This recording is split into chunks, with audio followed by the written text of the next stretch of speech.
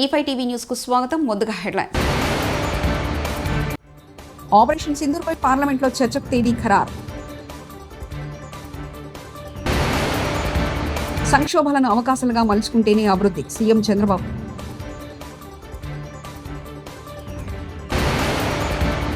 ఏఐతో ఉద్యోగాలు మంత్రి లోకేష్ కీలక వ్యాఖ్యలు.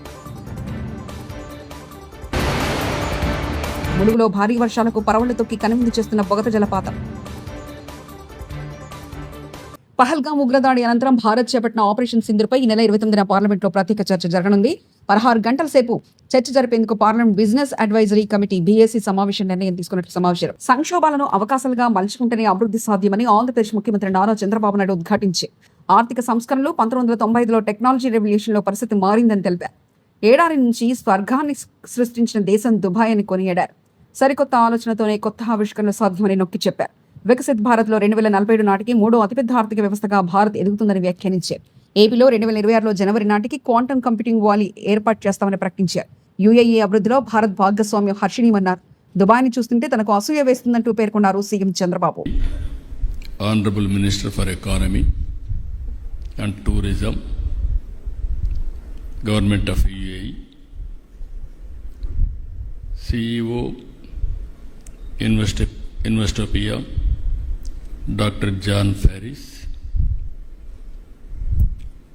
CMD, Lulu International, Honorable Yusuf Ali,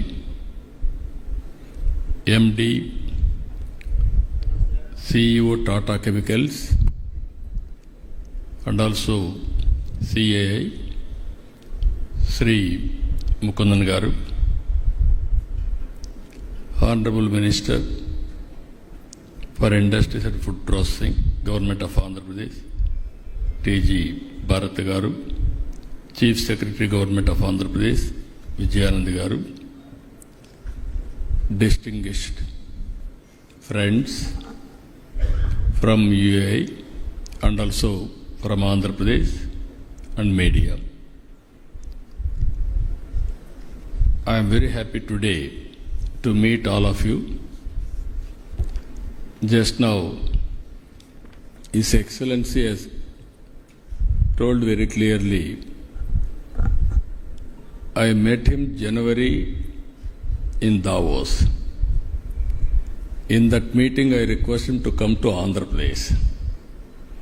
If at all you visit, first you come to Andhra Pradesh, then only you can visit other places. Then you will know what is the strength of Andhra Pradesh. He kept his promise.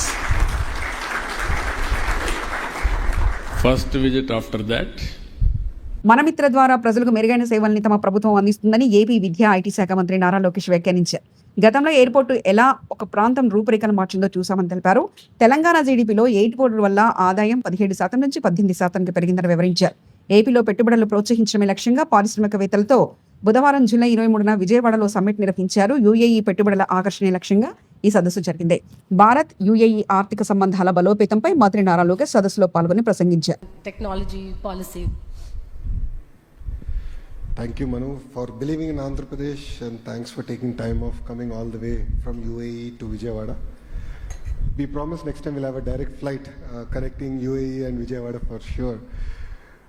Saying that, so you know, there are moments in life that fundamentally change you, and for me it's been my Padayatra.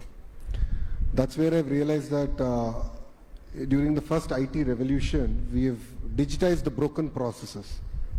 Yes, they're digitized, but they're still broken. I think what excites me is with the advent of AI is how can I democratize governance? And how can we make it a lot more approachable to citizens? I think that's what excites me. And if you look at Andhra Pradesh, we are one of the very first states to bring close to about 600 services on WhatsApp. We call it Manamitra. I believe it's the step in the right direction, but it's just the beginning. We are now putting together a data lake in the back end, where whether a citizen wants a certificate or not, we are going to have it. So when he or she wants it, it's going to be available. That's the kind of approach that we want to take. The parallel thing I've also realized in my Padayatra is that the entire land records is still a broken system in India. Though there's been a lot of digitization, it's still a broken process. So we are now putting together an AI agent that can take all the knowledge of the best RDOs and so on and so forth. And what parts of this process can actually be automated. And that's what excites us here in Andhra Pradesh.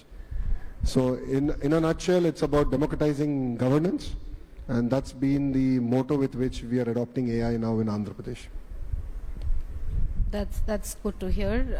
From your learning experiences, moving on to the land. కూటమి పాలనతో ఏపీలో ప్రజాప్రతినిధులకు గౌరవం లేకుండా పోయిందని మాజీ మంత్రి పెద్దిరెడ్డి రామచంద్రారెడ్డి అన్నారు. రాజమండ్రి జైల్లో బుధవారం వైఎస్ఆర్సీపీ ఎంపీ మిథున్ రెడ్డితో ములాఖత్ అయిన అనంతరం వైఎస్ఆర్సీపీ నేతలతో కలిసి ఆయన మీడియాతో మాట్లాడారు. ఏపీలో తాలిబన్ల పాలన నడుస్తుందని, ఏపీలో ప్రజాప్రతినిధులకు గౌరవం లేకుండా పోయింది. కూటమి సర్కార్ అప్రజాస్వామిక వెళ్తుంది. వైఎస్ఆర్సీపీ నేతలు లక్ష్యంగా చేసుకుని వేధిస్తున్నారు. ఈ ప్రభుత్వ చర్యలు చాలా ప్రమాదకరంగా ఉంటున్నాయి. అయినా మిథున్ రెడ్డి కూటమి ప్రభుత్వ వేధింపులను ధీటుగా ఎదుర్కొన్నారు. టెర్రరిస్టులు ఎవరైతే ఉంటారో వారిని ట్రీట్ చేసే విధంగా ఇక్కడ పరిస్థితులు ఉన్నాయి. మరి ఒక ప్రజాప్రతినిధికి ఇవ్వాల్సిన గౌరవాన్ని ప్రజాప్రతినిధులుగా ఉన్న చంద్రబాబు నాయుడు కానీ వారి మంత్రివర్గ సభ్యులు కానీ ఎందుకు విస్మరిస్తూ ఉన్నారు నాకు అర్థం కావడం లేదు. మరి ఇది ఇలాగే కొనసాగినా ఇబ్బంది లేదు. వైఎస్ఆర్ కాంగ్రెస్ పార్టీ శ్రేణులు తప్పకుండా ఈ పరిస్థితిని అధిగమించి ఈ ప్రభుత్వానికి బుద్ధి చెప్పే రోజులు దగ్గరలో ఉంటాయి. మరి నేను ఒకటే చెప్తా ఉన్నాను, ఒక ప్రజాప్రతినిధులకు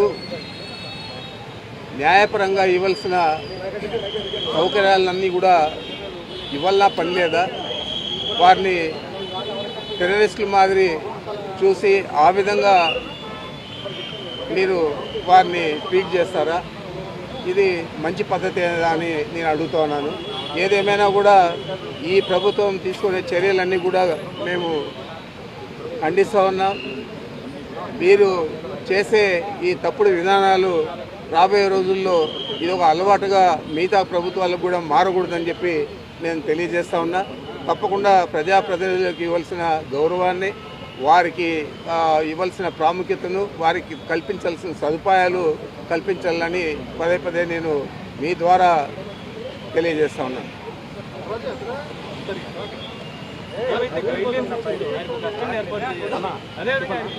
ఎన్నికలకు ముందు ఆడబిడ్డ నిధి అంటూ మహిళలు కాసుపెట్టి నేడు ఆ పథకానికి మంగళం పాడేందుకు చంద్రబాబు నేతృత్వం కూటమి సర్కార్ సిద్ధమైందని విజయవాడ మేయర్ రాయన భాగ్యలక్ష్మి మండిపడ్డారు. తాడేపల్లిలోని ఆ పార్టీ కేంద్ర కార్యాలయంలో మీడియాతో మాట్లాడుతూ మంత్రి అచ్చెన్నాయుడు ఆడబిడ్డ నిధి పథకాన్ని ఎత్తిస్తున్నామని పరోక్షంగా ప్రకటించడం ద్వారా మహిళలకు మానసికంగా సిద్ధం చేస్తున్నారని ధ్వజమెత్తారు.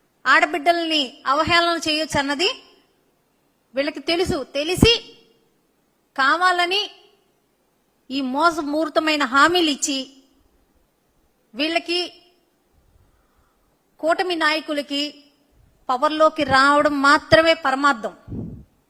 పవర్లోకి వచ్చిన తర్వాత ఏ రకంగా ఆంధ్ర రాష్ట్రంలో ఉన్న మహిళల్ని మోసం చేయొచ్చు అన్నది వీళ్ళకన్నా బాగా ఎవరికీ తెలీదు. ఈరోజు అచ్చెన్నాయుడు గారు ఆ రకంగా మాట్లాడుతున్నారు అని అంటే చంద్రబాబు నాయుడు గారి పర్యవేక్షణ లేకుండానే మాట్లాడేస్తున్నారా? ఈయన ఒక మంత్రిగా ఆయన బహిరంగంగా ఈ స్టేట్మెంట్ ఇచ్చారు అని అంటే ఆడపడుచులను మోసం చేస్తున్నామనే కదా. ఈరోజు మనకి జూన్ 2024లోన వీళ్ళు మేనిఫెస్టివల్ కింద అలాగే ప్రతి ఇంటికి వెళ్ళి బాండ్లు ఇవ్వటము, వాళ్ళ ఫోన్లకి ఈ మేనిఫెస్టివల్ పెట్టించడము, జగన్మోహన్ రెడ్డి గారి కన్నా మేము అధికంగా ఇస్తాము, మేము ఇంకా సంక్షేమ పథకాలు అందజేస్తాము, ప్రతి ఒక్కరికి మేము అందజేస్తాము అని చెప్పి ప్రతి ఒక్క ఇంటికి వీళ్ళు మేనిఫెస్టివల్ ఫోన్లో పంపించడము, ఓటీపీలు తీసుకోవటము, ఈ సంక్షేమ పథకాలన్నీ మీకు అందజేస్తామని చెప్పి తెలియజేసి ఈరోజు ఆడబిడ్డ నిధి ఆంధ్ర రాష్ట్రాన్ని అమ్మితే గాని మేము ఇవ్వలేము అని ఒక మంత్రి మాట్లాడడము చాలా హాస్యాస్పదం. వీళ్ళ మీద పెట్టాలి 420 కేసులు. తెలిసి అబద్ధపు హామీలు ఇచ్చి ఈ రకంగా ఆడబిడ్డల్ని మోసం చేస్తున్నందుకు చంద్రబాబు నాయుడు గారు చీటర్. 4 సార్లు సీఎంగా చేసిన వ్యక్తి, 40 ఏళ్ల ఇండస్ట్రీ ఆయన చంద్రబాబు నాయుడు గారు చీటర్ కాక ఇంకేమవుతారు? ఈయన మీద పెట్టాలి కదా 420 కేసు. ఈరోజు ఎందుకు పెట్టకూడదు? ఏ రకంగా మహిళలకి ఇంత మోసపూరితమైన హామీలు ఇచ్చి ఈ రకంగా ఈ రోజు మహిళలకి ఈ రకంగా మహిళలను మోసం చేయటం అన్నది చాలా బాధాకరం. ఇది చంద్రబాబు నాయుడికి ఈరోజు ఏం కొత్త కాదు. 2014-19లో కూడా డోక్రా రుణమాఫీ అని చెప్పి మహిళలు మోసం చేయటం జరిగింది. ఆ రోజు కూడా 14,204 కోట్ల రూపాయలు మహిళలకి డోక్రా రుణాలు మాఫీ చేస్తానని చెప్పడం జరిగింది. ఆ రోజు కూడా ఈ రకంగానే మహిళలను మోసం చేశారు. అది వడ్డీతో సహా 25,424 కోట్లకు చేరుకుంది. రేవంత్ రెడ్డి జాలి చూపెట్టకపోతే బీఆర్ఎస్ పార్టీ నాయకులు కూడా ఉండరు. కేసీఆర్, కేటీఆర్, హరీష్ రావు కవితను జైల్లో వేస్తే బీఆర్ఎస్ పార్టీకి నాయకత్వం లేక దిక్కులేని పరిస్థితుల్లో తిరిగేవాళ్ళు.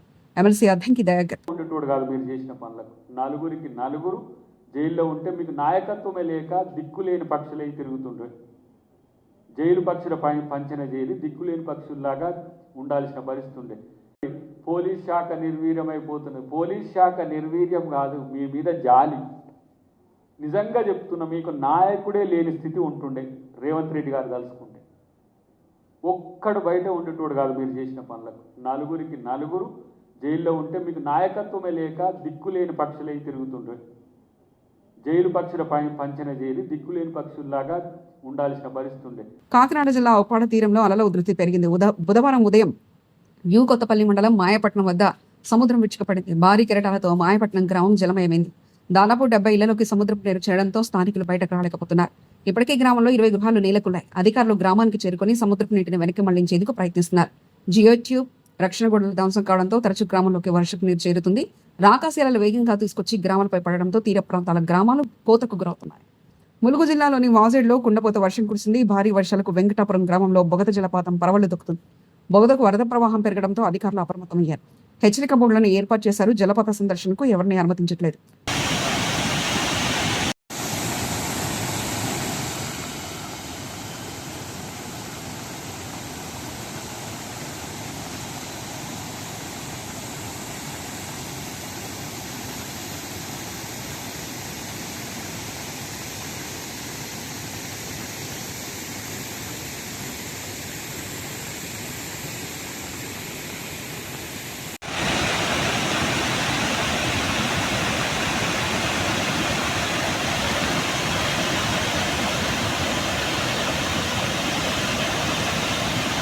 చింతామోహన్, కేంద్ర మాజీ మంత్రి, కాంగ్రెస్ పార్టీ సీనియర్ నాయకులు press conference. TDT board meeting నిన్న జరిగింది. అనేక అంశాలు పరిశీలించాం. సంతోషం.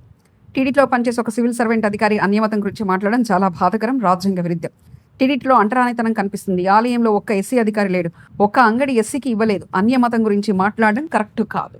బళ్ళకు పోలేక బళ్ళు లేక తలుపులు మూసేయడం వల్ల ఆంధ్రప్రదేశ్ రాష్ట్రంలో 3 లక్షల మంది ఎస్సీ, ఎస్టీ, ఓబీసీ, మైనారిటీ విద్యార్థులు మరి వాళ్ళ జీవితాలను నాశనం అవుతున్నాయని తెలియజేస్తున్నాను. చంద్రబాబు నాయుడు కళ్ళు తెరవయ్యా స్వామి. ఎందుకయ్యా నీకు పేదోళ్ల పైన ఇంత ద్వేషం ఎందుకు వస్తా ఉంది? ఆలోచించమని, పునరాలోచించమని ముఖ్యమంత్రి చంద్రబాబు నాయుడు గారికి మదనపల్లి నుంచి నేను తెలియజేస్తున్నాను. మంచిది కాదు. ప్రాథమిక పాఠశాల కాంగ్రెస్ పార్టీ తీసుకొచ్చింది. అందరికీ విద్య అనే నినాదంతో తీసుకొచ్చాం. ఈ రోజు అందరికీ విద్య ఏడుంది, కొంతమందికి విద్య నువ్వు వెళుతున్నావు. ఇది పొరపాటు చంద్రబాబు నాయుడు గారని నేను తెలియజేస్తున్నాను. మరి ఈ విధంగా మరి రాష్ట్ర పరిస్థితులు బాగా లేదు. ఆపరేషన్ సింధూర్పై పార్లమెంట్లో చర్చకు తేదీ ఖరారు. సంక్షోభాలను అవకాశాలుగా మలుచుకుంటేనే అభివృద్ధి. సీఎం చంద్రబాబు.